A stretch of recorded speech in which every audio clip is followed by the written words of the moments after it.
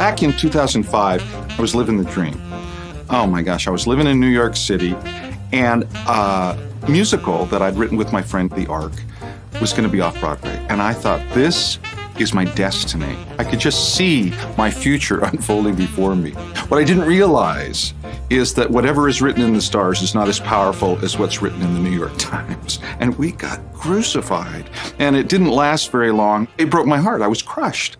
And I think I know something about heartache. And then a year goes by, and I find out what heartache's really about. My son comes out and says, Dad, I can't do it anymore. I'm gay. And I've tried to do everything you said. Went on my mission. I was an Eagle Scout. And I don't know how to get through it. And the stuff that you have tried to tell me about this has not been helpful. Well, it broke my heart in a real heartbreaking way. And so I thought, well, I need some answers from heaven. So I started praying like I'd never prayed before. How do I help my son get through this? How do I hold my family together? I just begged God to talk to me.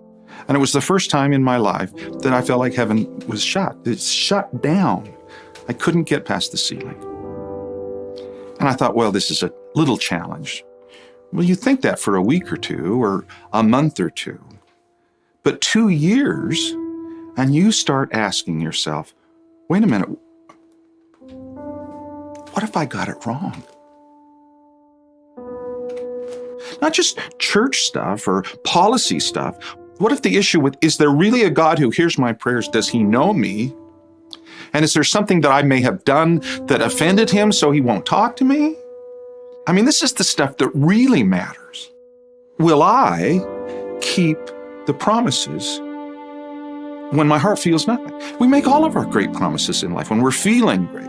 When we fall in love, oh, I feel so great. I love you. I love you. When we feel the Spirit, oh, baptize me. I'm going to live righteously. What do we do when we feel nothing?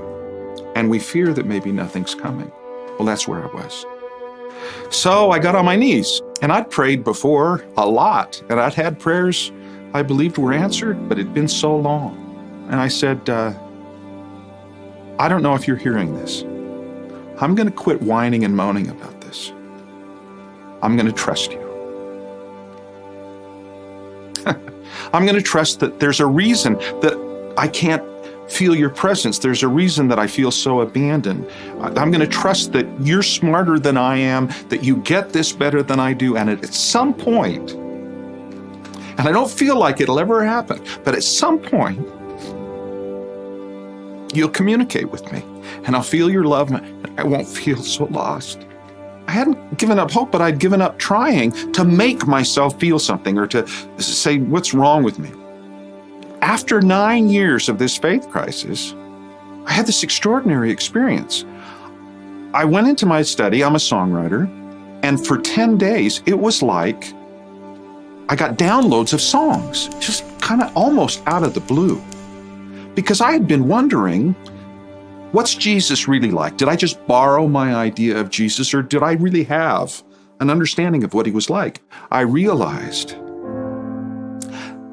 that when I reviewed the 10 or 12 songs that had come during those 10 days, that my answer about who Jesus was and how he felt about me and how I was going to move forward came in songs.